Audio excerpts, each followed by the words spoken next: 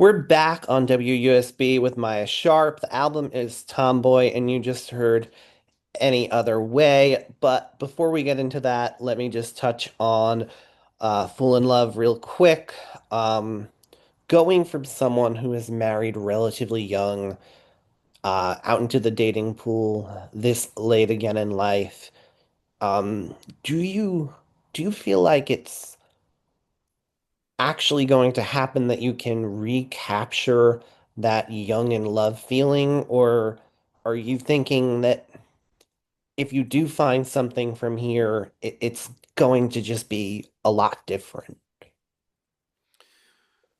Am I gonna have to pay you for the therapy hour after this? Because you're asking these questions that are really making me think about things. That song, first of all, is the most autobiographical one on the record, probably. Tomboy and that song. I don't know. I don't know the answer to that. I hope that I can, but also I want to fall in love from this new vantage point in life. Also, I want to know what that feels like. Is it the same? I don't know. I want to ask, I want to find some friends who fell in their 50s and 60s and 70s. And actually, a friend of mine's sister just got married for the first time and she's in her late 70s. Wow. Like, I don't know what it's going to feel like. I hope, well, and I don't know if either. Here's the other thing. Uh, I know too much. That's kind of the theme of the song too. Like I see red flags now from a mile away. In my early 20s, like, yeah, let's do that. You're hot. Like now it's like no, no, I don't have time. Like I'm focused on a lot of things. I'm tired. I want to be in bed by 9:30. It's like it's gonna be a different situation for sure. So I also have to be ready for the fact that it doesn't happen again. And then if it does, I don't know. I'm ready for it, you know, to learn from it, I guess. Or it can't possibly feel like it did when I was 25. Um, but I don't know. Hopefully it'll be its own thing. Yeah, it's different. I would have to say, as you grow older, those touchstone experiences just Hmm. wind up taking such different forms. Um, Right. so the contradiction here in something like Any Other Way, yeah, we're in these routines in our lives for the most part, maybe not every day, but certainly every week, we're probably going through a similar enough cycle of activities.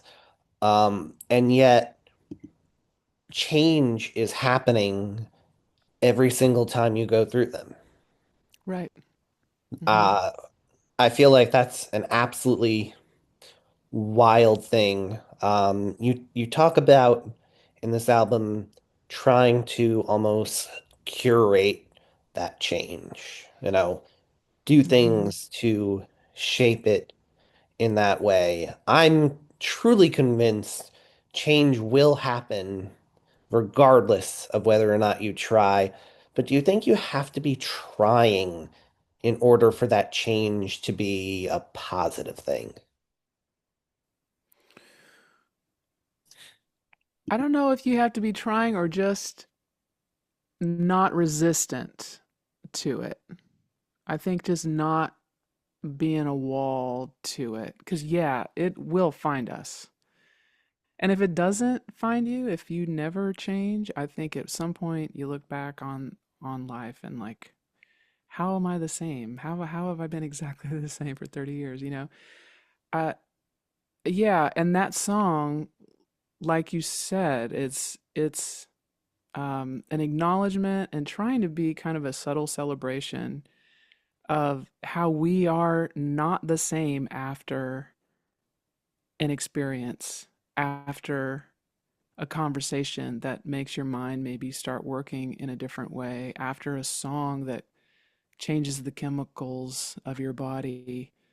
Um, I think a part of the inspiration for that, for the beginning of the lyric of that song too, was the work that I've been able to do with an organization called Song Writing with Soldiers, where I get to sit down with a veteran or a group of veterans and hear their stories. And it's my job to make a song out of their words.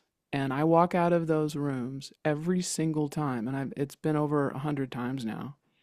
Every single time I am changed from when I walked in. I know that I'm just a little different. Something got tweaked, something got enhanced, some assumption maybe got uh, shaken.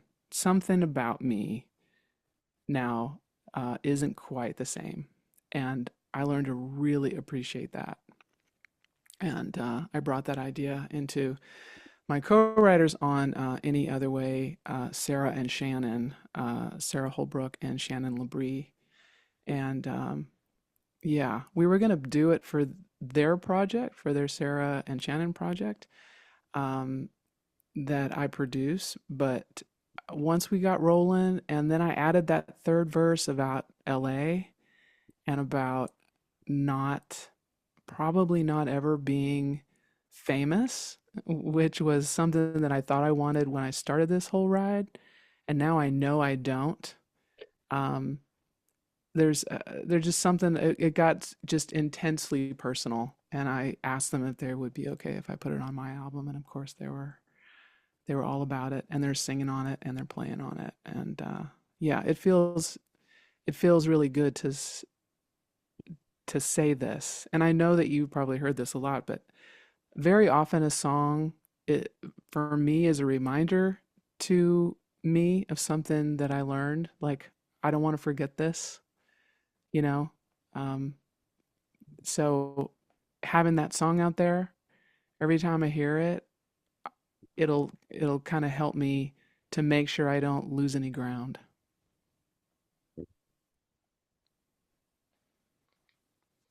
So you talk about these conversations, these pieces of art changing you, changing the way you look at things. Hmm. Do you think that has something to do with why you're out there making art? Like you talk about not wanting to get famous, not wanting to go for financial gain. So what is the drive? Yeah, it's the act of finding what I want to create and then creating it, and then just the human interaction that happens that would not have happened if I didn't have that song out there. Uh, in the past few years, I've come to really enjoy the live shows and the hang afterwards, and just kind of being in the transaction of that, like, hey, I'm going to present this song and I get to real time, firsthand, I get to see the reaction and I get to hear what those songs meant to other people and how they landed with other people. And sometimes there's a meaning in the song that I didn't intend. It's not in the writing, but they heard it because that's what they needed. And they kind of pieced together a personal story for me, and the song is in that story, and it's just like, oh, it's overwhelming, and it fills me up, and I just really enjoy that part. So it has a social component and a community component, and then I get to create. I get to look for these ideas and find a way to get them out there, and they don't all get out there. I got a hard drive full of ones that nobody's ever going to hear because they're just a little too on the nose, or they're a little shallow, or I don't feel that way anymore. I definitely have songs like people ask for it and I'm like, I don't want to go back there. I don't really, that's not what I believe in. I mean, it's not like I stand against it or whatever, but it's just like it was a time in my life that I I I'm just not in anymore, and I'm proud that I'm out of it. So I don't want to reoccupy that. So I like that the art also is kind of a timestamp, it's like it tells me where I was when, and um yeah, I can I can't imagine not having this. And fortunately, it is self-sustaining. When I talk about the finances, it's just it is enough to get what I need, like between the shows and songwriting with soldiers, and I adjunct at NYU, and like, I managed to piece together a very satisfying, creative, forward existence without the fame and the arenas. And I'm very lucky. Like I feel very thankful for that. That I have a handful of famous friends, and I've seen it firsthand, and I prefer this. Yeah, yeah, life can get interesting. Even just even just teaching, you become a Mm-hmm. minor celebrity among a group of people who are really bad with boundaries, Mm. and it changes things. It really does. Um, It sounds like you have some experience in this. Yeah. yeah, yeah. So. You wind up finishing things on a cover song. Um, Mm-hmm. I still haven't found what I'm looking for. Um, so why conclude on that? It's a note that I think I mean it makes sense to me. You're almost saying that this search, this changing process isn't going to end. But why go Mm-hmm. with someone else's words? That's not normally how you do things. No, it is not ever how I've ever done it. I've never recorded a cover. I barely even ever played them live. I was pretty resistant. And like the my whole reason for even being an artist and even standing up on a stage, because I was like painfully shy, introverted as hell. I was only up there to get the songs out. Like I just want to write songs. That is my primary. So why would I perform somebody else's song? So that song, the first half of what you said is right on the money. Like it is the ongoing looking. I'm always going to be open to something that I have not experienced yet, something that I have not found yet. The cover song came about in a pretty wacky way. I posted it on m- my Patreon page at the end of 2020. I wanted something new. A lot of my live shows, like so many artists, a lot of my live shows had been canceled because it was, 20 and 21. And so I was pouring a lot of energy into the Patreon page, and uh, my film and TV licensing company, Gold Sounds, had given me a list of potential covers that would be like, if somebody was interested in my version of them, that would have been they would be easy-ish to clear. So I saw that on that list and hadn't really visited the song in years. Like, we've all heard it forever, but I hadn't really like sat down and listened to that song. And I listened to it and I remember how much I loved it. And so I learned it and I put it together and I did my recording. And also, just fun fact, I'm a whole step lower than the original. Bono sings it a whole step higher than me. His range is crazy. So I do my version of it. I post it on the Patreon. They're the only ones who have heard it up to that point. And I just kind of forget about it. And it's in the hard drive. And then what, 4 years later, I'm looking through the hard drive for something else. And I see this folder that says U2 cover. And I still have no memory of it. My first assumption is that I did this for someone else, like I produced a little something for somebody else, or I helped them record it or something. Like what? And I open it and I listen to the file and I start welling up. Like it hits a chord in me all over again. And I can hear in my own voice how totally in the song I was, and how in the lyric I was, and how I was searching and not finding what I was looking for, even more at that time when I recorded it. So I didn't even try to re-record the vocal. I didn't re-record anything actually. I mixed it again. Or the guy who mixed my album, who did a wonderful job, a wonderful job. He did that one also, Kyle Dreeden. Um, so I knew that this thing had to get out there. Like it couldn't just like wither on my hard drive. It had to see the light, and I couldn't imagine following it with anything. So it got the job of the final song on the album.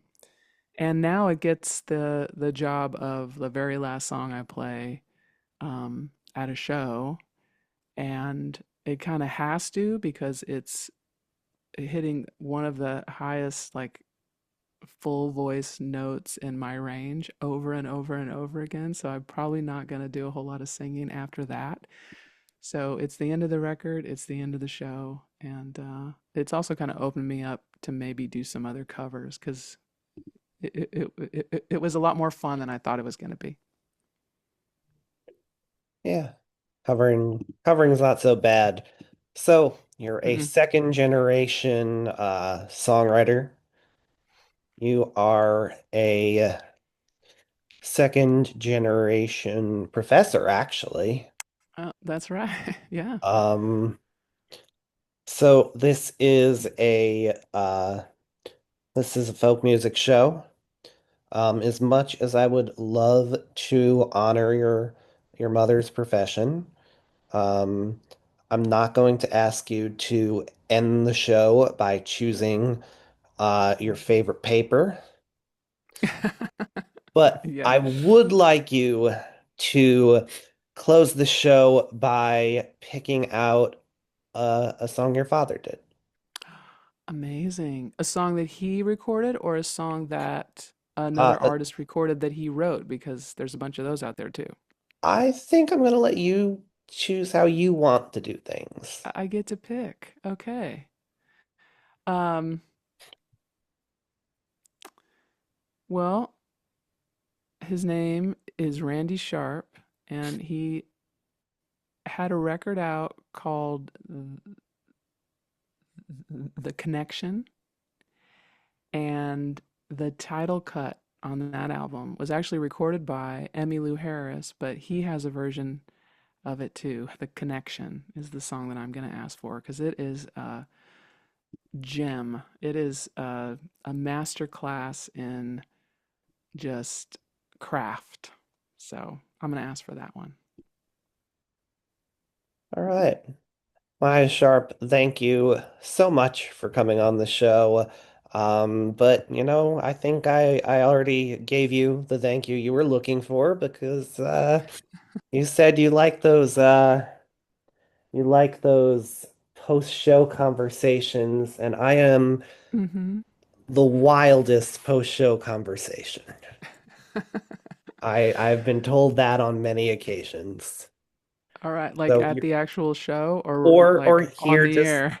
Just Okay. as long as I'm talking to an artist when I've listened to their album a few times, Yeah. I know I'm a little out there and I go down some rabbit holes. So if this is genuinely what you like about doing music, then you're very welcome.